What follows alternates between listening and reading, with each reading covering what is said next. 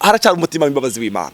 Ubuzima bwose urimo ndakubumenyesheje, ndakubwiye inkuru nziza. Umutima w'imbabazi w'Imana uracyariho nabwingo no. Haracyariho umutima w'imbabazi w'Imana. Ni uzotu biracashoboka.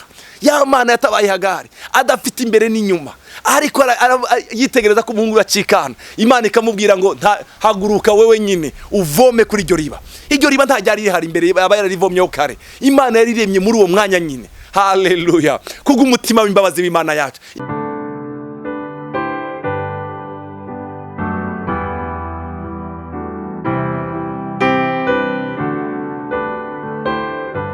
Shalom bavandimwe, ndabahe kazi mu kiganiro cya CANAAN TV. Tugiye gusangira ijambo ry'Imana. Reka dusenge. Uhoraho Mana yacu, kaze uganiriza imitima y'umwe wese ugiye kumva rino jambo ryawe. Ijambo ryawe ni imbuto itabora. Yesaya yaranditse aravuga ngo kujya imvura na sherege bigo bigatositi ntibisubireyo, ngo niko ni ijambo warungize ritazosubirayo ridashikanye ico waritumye. Ijambo ryawe rigiye kuvugwa Mana. Haleluya. Tujakirana imitima ikunze, ridukize, ritubohore, ritugeze kurundi rugezo. Urakoze. Icubere kibicawe mu izina rya Yesu. Amen. Uyu munsi wa none ndifuza ko tuganira ijambo ry'Imana hejuru y'imbabazi z'Imana. Naranezerewe cyane muri no minsi ndiko ndasoma imbabazi z'Imana, numva nori basangiza. Numva umutima wanje unezerewe hejuru y'imbabazi z'Imana. Ndashaka dusangire Zaburi ya 94 dutangire ku murongo wa 17. Haravuga ngo Iyaba Uhoraho atari yari umutabazi wanje, ubugingo bwanje buba bwaragiye, buba bwaciye bugerera ahantu hagacerere. Gasubiremo. Iyaba Uhoraho ataba umutabazi wanje, ubugingo bwanje buba bwaraciye bugerera ahantu hagacerere. Iyo ataza kuba ari umwami wanje, iyo ataza kuba ari papa wanje, iyo ataza kuba ari imbabazi z'Imana. Haleluya. Ubugingo bwawe, ubugingo bwawe, haleluya, buba bwaragiye ahantu hagacerere. Ariko ndashima Imana kubera imbabazi zayo. Imbabazi zayo nyinshi ziracyatuma turacyahumeka, turacyagenda, turacyavuga, turacyakorera umwami wacu. Kubera iki? Imbabazi ziwe nishi. Umurongo wa 18. Kivuga nti ikirenge canje kiranyereye.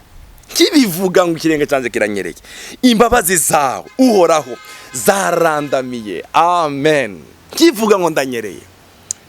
Satani agitega imitego yiwe impande zose. Ndashima umwami wanje ko ntaguye hasi kubera imbabazi z'Imana. Kivuga ngo ndanyereye, kivuga ngo umutima wanje uranyereye cyangwa ikintu cyose ndanyereye, ndashima Imana kubera imbabazi z'Imana. Izo mbabazi zaraje zirandamira sinagwa hasi. Umva, ndashima Imana kubera imbabazi zayo. Imbabazi zayo nizo zatumye utagwa hasi. Imbabazi zayo nizo zigituma utaragiye ahantu hagacerere. Imbabazi z'Imana. Kivuga ngo ndanyereye. Imbabazi zawe Uhoraho zarandamiye. Mana ndagushimye kubera imbabazi zawe. Umurongo wa 19. Iyo ivyiyumviro amaganya mbanye insinzi muri jewe, ivyo mpumuriza binezeza ubugingo bwanje. Ari igihe amaganya cyangwa amazinda, bireka irundi vuga amazinda, yindi kavuga amaganya cyangwa ivyiyumviro byinshi bimanye byinshi, hariho ijwi ryawe rizariza rikampumuriza. Hari igihe duza duhura n'ibibazo bitandukanye, ariko imbabazi z'Imana ziza zikaduhumuriza.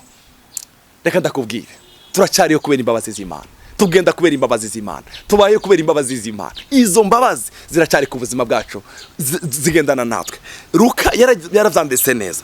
Luka yaranditse ijambo ryiza, igice cya mbere umurongo wa 78. Luka yaravuze ngo kubw'umutima w'imbabazi w'Imana yacu niwe uzotuma umutwenzi tugendera uvuye. Kubw'umutima w'imbabazi w'Imana yacu niwe uzotuma umutwenzi tugendera uvuye mu ijuru. Umutima w'imbabazi. Haracyari umutima w'imbabazi w'Imana. Ubuzima bwose urimo ndakubumenyesheje, ndakubwiye inkuru nziza. Umutima w'imbabazi w'Imana uracyariho nabwingo no. Haracyariho umutima w'imbabazi w'Imana. Ni uzotuma umutwenzi utugendera uvuye mu ijoro. Kuko umutima w'imbabazi w'Imana. Reka ndakwifurize umutwenzi ukurasire, umutwenzi urasire ubuzima bwawe. Ahari umwijima, ahari umubabaro, umutwenzi ukurasire. Kubera iki? Haracyariho umutima w'imbabazi w'Imana yacu. Haleluya. Kuko umutima w'imbabazi w'Imana yacu ni uzotuma umutwenzi utugendera uvuye mu ijoro. Haracyari umutima w'imbabazi. Imana yacu iracyafite umutima w'imbabazi. Haleluya. Dawudi yaravuze ijambo ryiza cyane muri Zaburi 103 umurongo wa 4. Wagacungura ubugingo bwanje ntibuje mu mahonero.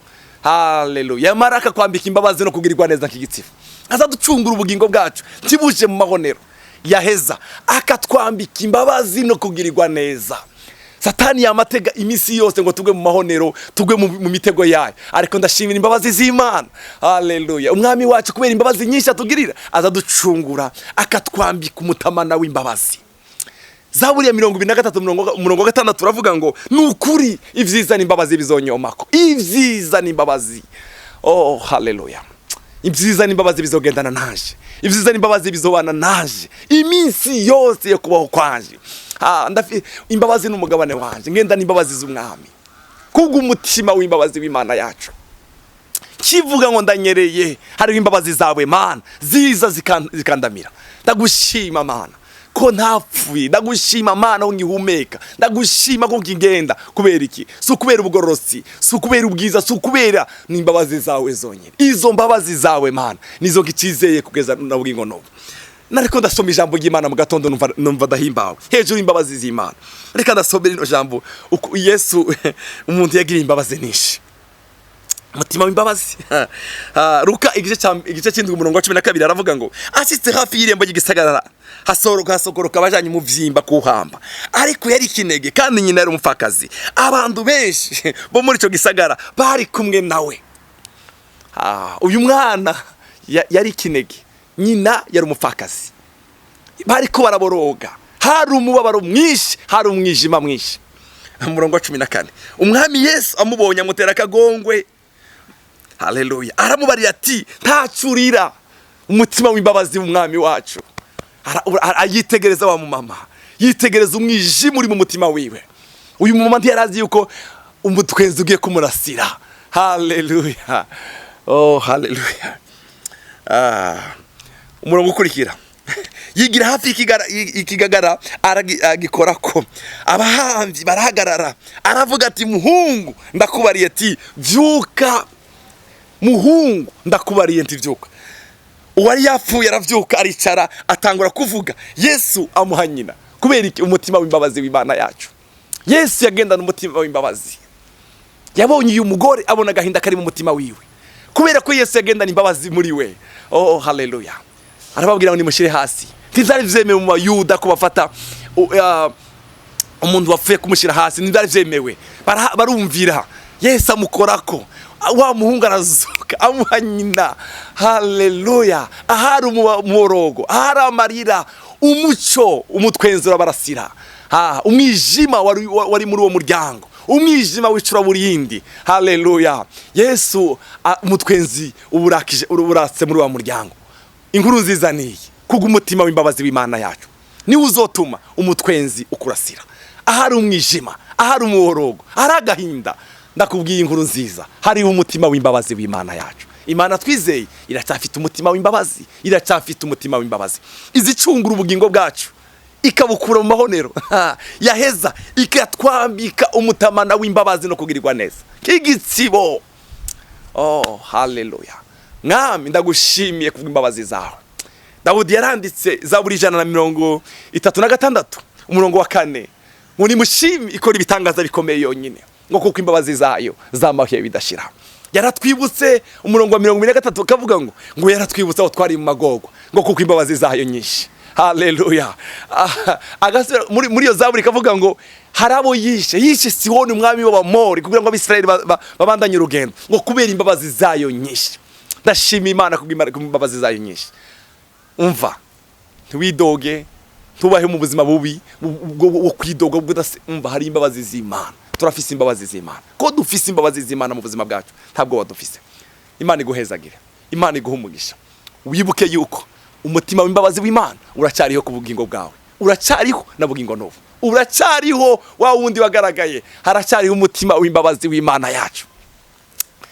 Haleluya. Reka ndangirize kuri uyu mudamu Hagari munsi umwe bamwirukanye kwa Abrahamu. Sara yabwiye umugabo wiyo ngo uyu namvireko. Baragenda ngo bageze mu butayu. Hagari ageze mu butayu n'umuhungu Ishmael ngo abona agiye gucikana. Hagari ngo yerekerayo ngo ahantu umuntu yotera ibuye, ngo aravuga ngo simbona umuhungu wanje acikanye. Ngo umubabaro wa Hagari azamukira ku Mana. Imana ibwira Hagari ngo Hagari we haguruka aho ngaho, ngo arahaguruka, ngo iramubwira ngo hindukira, arahindukira, ngo abona iriba iruhande yiwe, iramubwira ngo voma ayo mazi ushirira muhungu wawe. Umva ndababwire, wa mutima w'imbabazi wagaragaye kuri Hagari uracariho ku bugingo bwawe n'ubu biracashoboka. Ya Mana yatabaye Hagari adafite imbere n'inyuma, ariko yitegereza ko umuhungu yacikana. Imana ikamubwira ngo haguruka wewe nyine uvome kuri iryo riba. Iryo riba nta ryari rihari imbere, aba yararivomyeho kare. Imana yariremye muri uwo mwanya nyine. Haleluya. Kubw'umutima w'imbabazi w'Imana yacu, Imana ikuremera iriba, Imana ikuremera iriba. Ibyari bigiye gupfa k'uyu mwana w'inani twavuze bizuke, haracyari umutima w'imbabazi w'Imana yacu. Mwami ndagushimiye ku mutima w'imbabazi wawe ukiriho na bugingo n'ubu, kugira ngo nkorere, kugira ngo ukorere umuntu wese wumvirije ino audio. Ndagushimiye Mana. Haleluya. Ibyari bipfuye ko bibaye bizima kubera umutima w'imbabazi w'Imana. Mana uturemera amariba. Haleluya. Uri inyuma y'ijambo ryawe kugira ngo urishitse. Urakoze Mana. Icyubahiro n'amashimwe bigarukire wewe, mu izina rya Yesu mwami wacu. Amen.